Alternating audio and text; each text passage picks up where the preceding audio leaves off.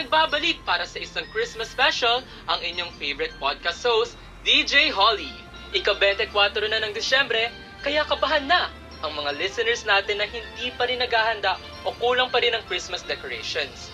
Pero, huwag mag-alala, dahil ang ating segment today ay pinamagatang Christmas Checklist.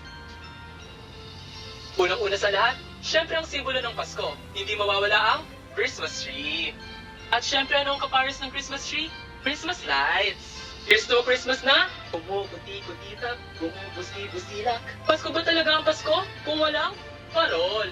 Maganda yan sa harap ng bahay para alam ng lahat na merry ang Christmas natin. At syempre, dahil mamaya ay Noche Buena na, huwag kakalimutan ang ating mga handa. Oh, ngayong meron na tayo ng lahat ng kailangan, halina't paghandaan na ang pinakamasayang pagsasalo-salo para sa pamilyang Pilipino.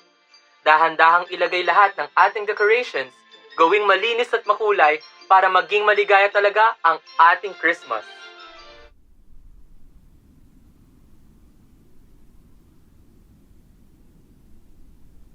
Merry Christmas, Ma! Maligayang Pasko sa lahat, and I hope you have a merry day ahead of you. Love, DJ Holly.